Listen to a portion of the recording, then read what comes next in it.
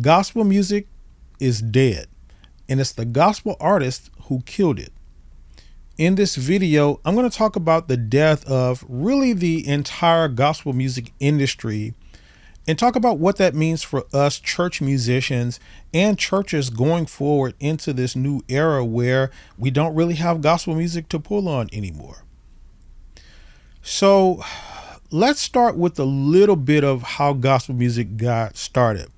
And I want to talk about like the sort of evolution of it from like the time it was from its early roots on up until where we are and what changed and why it really matters.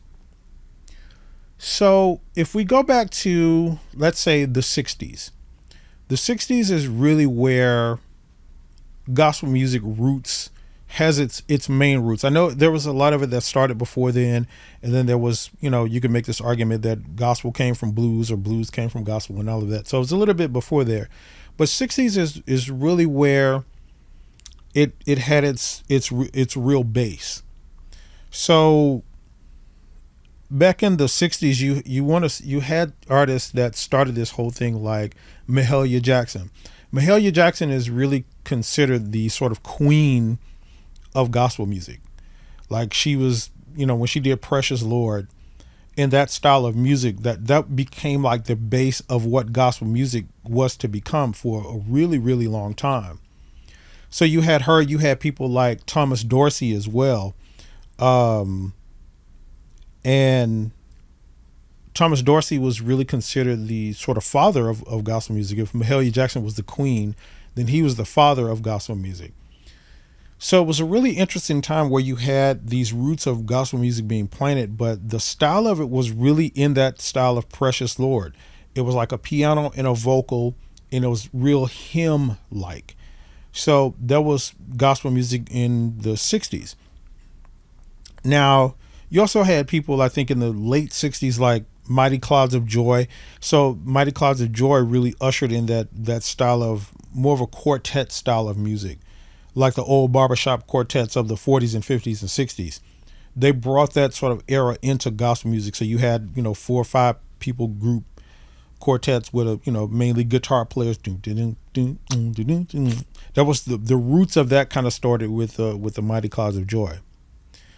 So in this sort of 60s and 70s where you had these, well, really, again, Mahalia Jackson, Thomas Dorsey, and the Mighty Clouds of Joy was really the face of gospel music. Suddenly you had a shift that happened in the 80s where, and what I'll make this analogous to is, how when something new starts, when, I don't know, a new game, new industry, anything that comes around, let's take the game of basketball.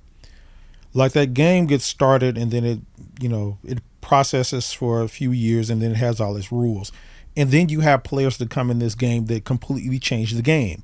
Like they invent dunking and all of this kind of stuff. Like it was the craziest thing, right? So if we compare that to the gospel music industry, you had the Mahalia Jacksons, Thomas Dorsey's, Mighty Clouds, and all of them kind of setting the rules, setting the standards. But then these 80s artists started to come in and really just, shift gears and take this whole gospel thing to a new level.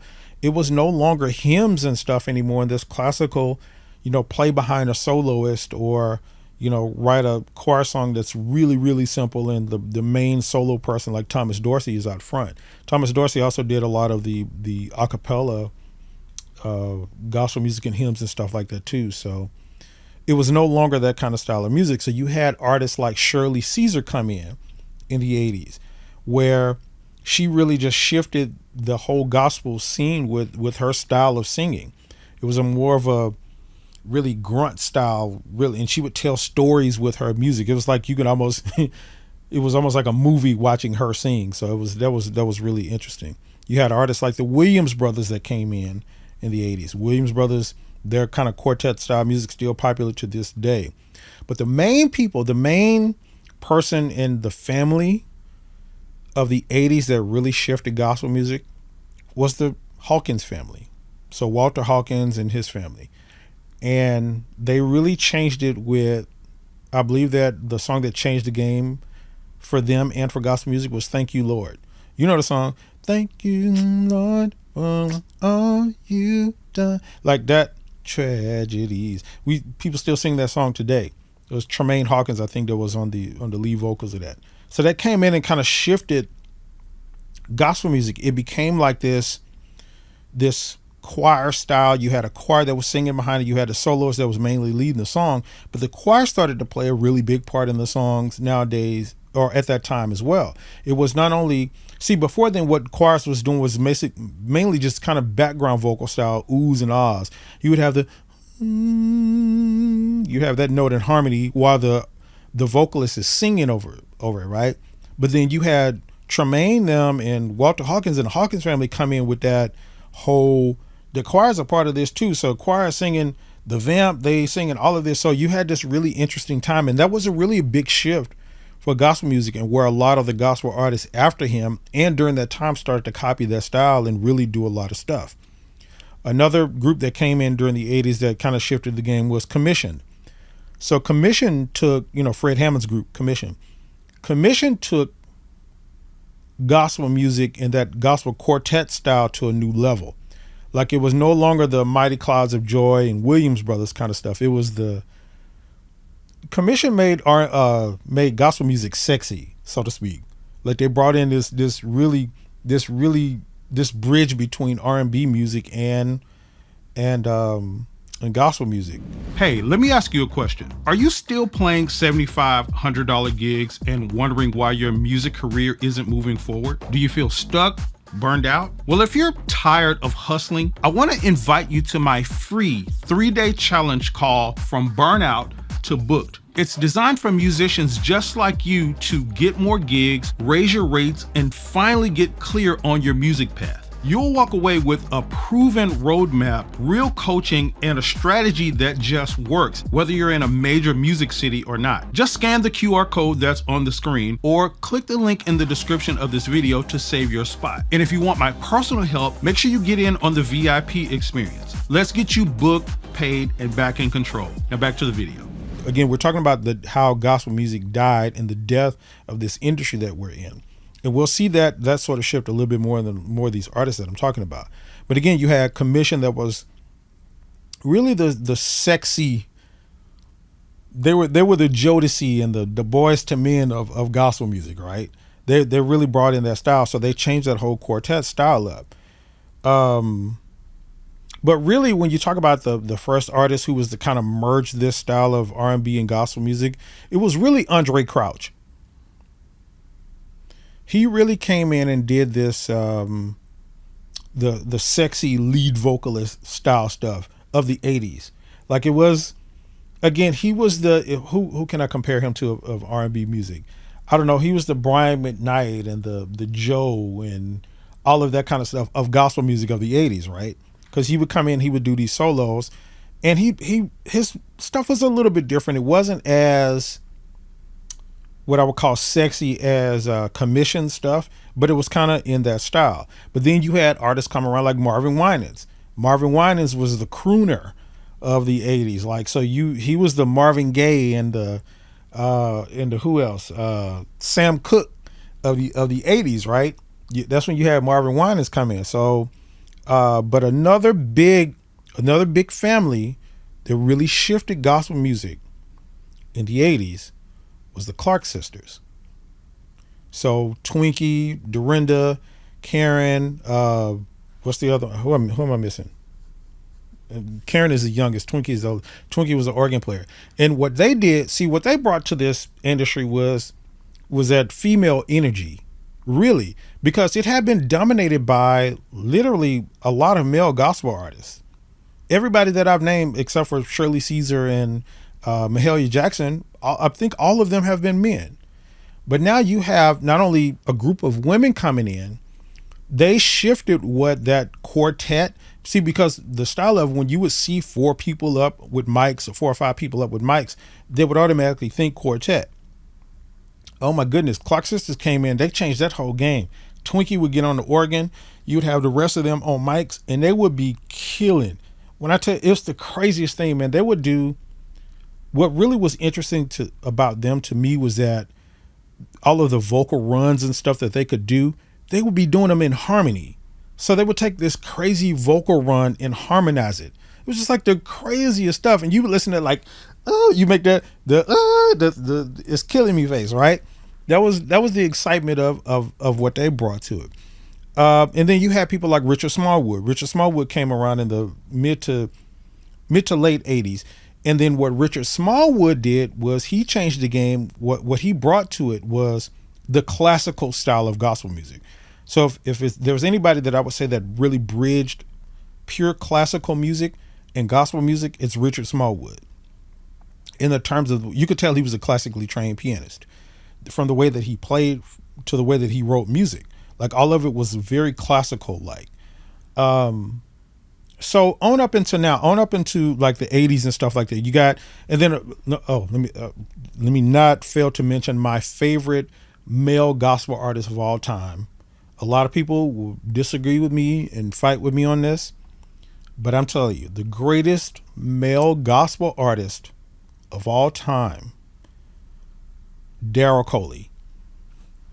Fight me. We can fight about it later. I'm telling you, this dude, Daryl Coley, there's nobody that's been able to match his singing and his singing style since then. When Smokey Norfolk came around, a lot of people were saying, "Oh, he's the next Daryl Coley." Smokey is great. Nothing against him, but he was no Daryl Coley.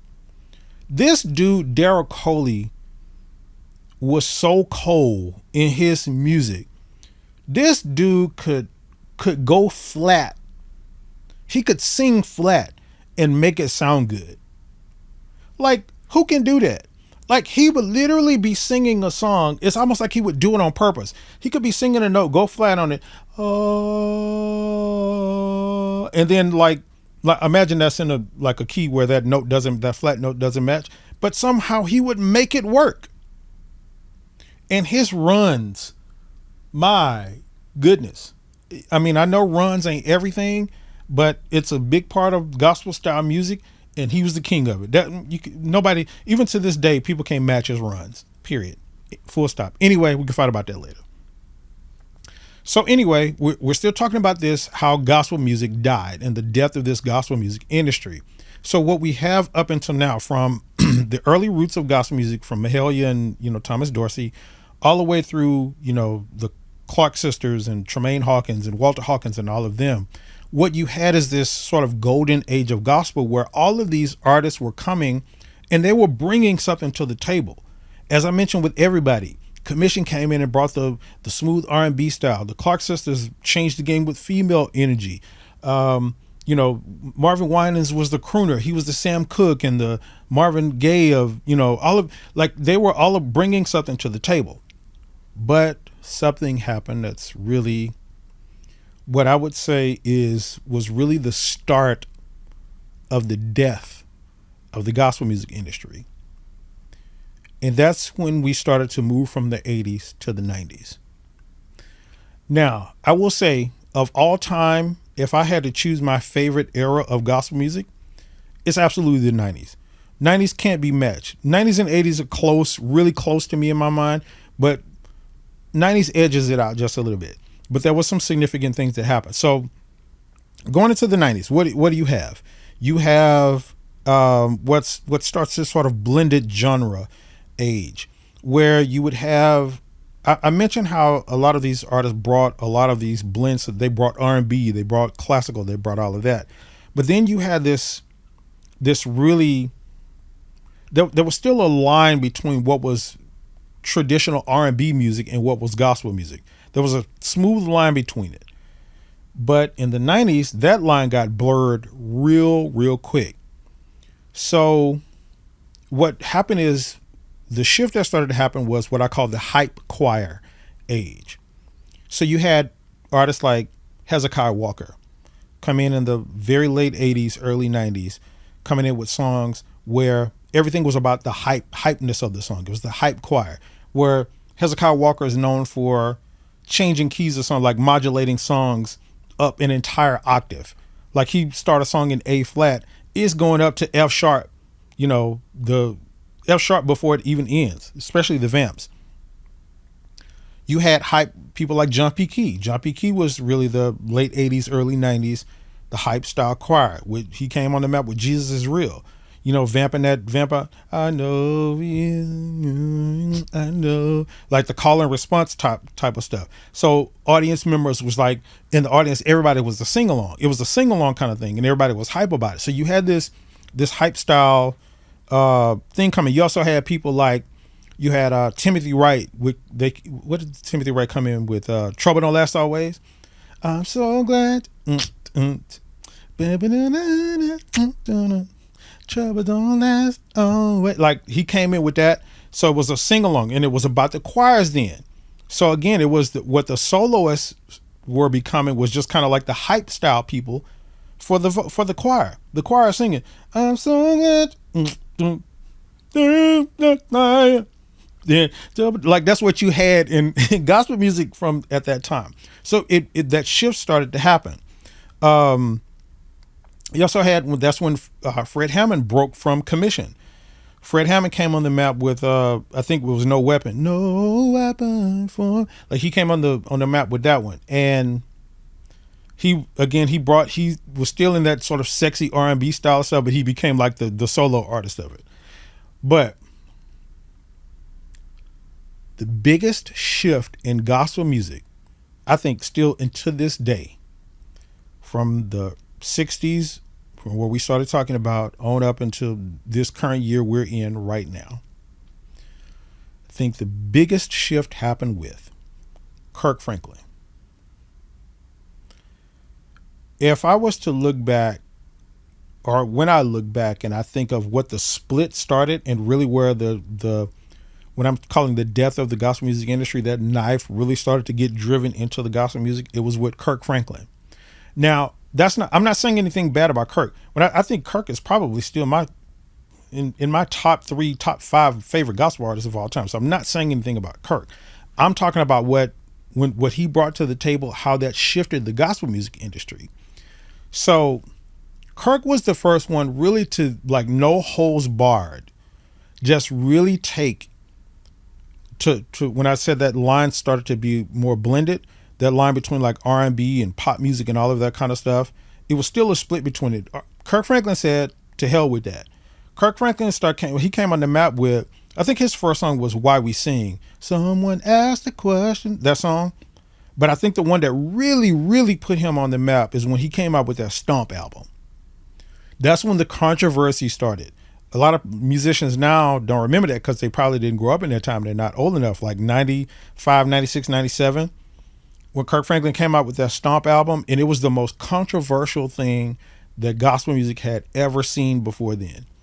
Because Stomp, the song, the music from that song, Kirk Franklin took from, who did the original song? That doom, doom, doom, doom, doom, doom, doom. It was like Earth, Wind and Fire, Gap Band, somebody like back in the 70s and 80s, where he took that song from. If I remember the name of it, I'll put it on the screen. But he just took the music and said, I'm first to write music over this. So it was one of the first gospel music songs that started being played on pop radio. Like before then, you just had the gospel stations, gospel music stations.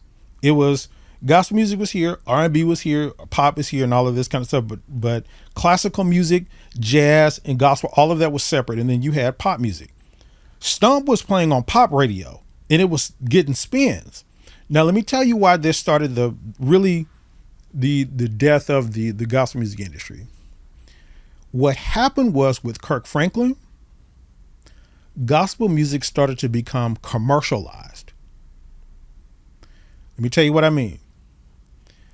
So when Stomp and other songs like it started, and other gospel music started being played on pop radio, of course it got more spins, more plays, which meant more money. Now, anytime you bring more money and a way to make more money into a situation, and you give people a way to make more money, 9 times out of 10, they're going to start capitalizing on it. So, but what happened was, so Kirk Franklin is coming in, and not only is let me compare this to this. Kirk Franklin was literally like the Jeff Bezos of gospel music. And that is to say that he came in and just cornered the market. Like Jeff Bezos did with Amazon. Nobody shops at Walmart and all of this. Everybody buys stuff from Amazon. This is what Kirk Franklin did. He came in and was like, everybody's listening to his stuff. If it ain't Kirk Franklin, we don't want to hear it. It was getting spins on pop radio. So that shut a lot of the other gospel music artists out. Not necessarily shut them out, but it made them less relevant. Kirk was doing the new thing. Everybody was listening to him. There was a lot of controversy about it too. I remember the time where there was churches that even banned his music from being played at their churches. One of the things I tell a lot of musicians, musicians don't know this. You know, there was a time in church where having drums, like a drum set in church, was considered playing the devil's music. And we're not talking about super long ago. We're talking about like 70s, 80s. There was a time where there was thought that having certain instruments and playing certain instruments in church, like drums, was the quote unquote devil's music. So you can imagine just 10, 12, 15 years later after that, where people are not even really out of that mindset yet, where now you got pop music, you got a pop song, make me clap my hands, make me wanna dance. Talking about dance music, people were losing their minds. There were people banning Kirk Franklin's music from their church. But again, while that was happening, everything was being commercialized. So here's what started to happen. A lot of the other gospel artists started to become less relevant. So you had other artists that were emerging in this pop style of gospel music. Mary Mary really came on the map. They were the fully studio produced drum machine, synthesizer type songs. There was one of the first groups to do that. And they really just came in and took a hold of that pop music kind of style stuff. Of course, you had other artists that come in at the time. You had people, and there's a lot of artists that I'm not mentioning, but you had people like Yolanda Adams. Yolanda Adams was, what she brought to the table was like a more commercialized style of gospel music, because her stuff, like you can imagine Yolanda Adams singing on movies, like movie soundtracks. That's the first time like you had gospel artists and stuff singing on like movie soundtrack, or even making that kind of music. Or at least where it really got any sort of notoriety. So you had her. Who did you have? I mentioned people like the Ricky Dillards. Where Ricky Dillard came in kind of pre-Kirk Franklin, around the same time, late 80s, early 90s, where he brought the hype style choir, where it was all of the vibrato, all of that. But again, let me tell you how this kind of thing seeded into commercialized. Speaking of Ricky Dillard, you know, there's an R&B song. You guys may know this. It's an R&B song called "Who Can I Run To?" Escape redid a 90s girls group called Escape did the song in the 90s, but it's a remake. It's a remake of an original song. Who can I run to? That song, the bass line, doom doom doom doom doom doom doom doom doom doom doom. That song, Ricky Dillard took that song, took literally the music. He has a song called "Who Can I Run To?"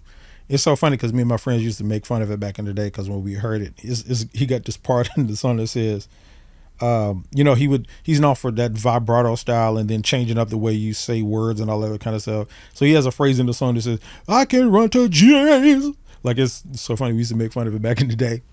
But again, this represented where you had gospel artists basically now just straight up doing R&B and pop style music. And it was working. It was making money. So you got the controversy happen. You got gospel artists making more money. Again, we're talking about the death of gospel music. So it worked for a little while. Then we hit the 2000s. The 2000s is what I call really the church blend. And let me tell you what I mean by that. So what happened in the 2000s was, because a lot of people, you had a couple things happening at the same time. Again, the controversy of the pop style gospel music. A lot of the traditional gospel artists were kind of falling off. They weren't doing as much music anymore.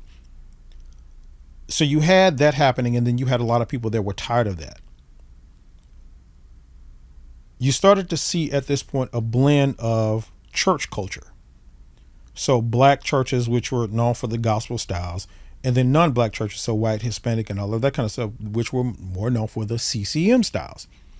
So you started to see a bigger blend of these two styles come together. And the poster child that I think is responsible for that blend of gospel music and CCM, none other than Israel Houghton. So, funny story about Israel Houghton. Let me tell you a funny story. So, when I first moved to Houston, I live in Houston, Texas. There was a church. This was in 2005, and there was a church that was trying to hire me.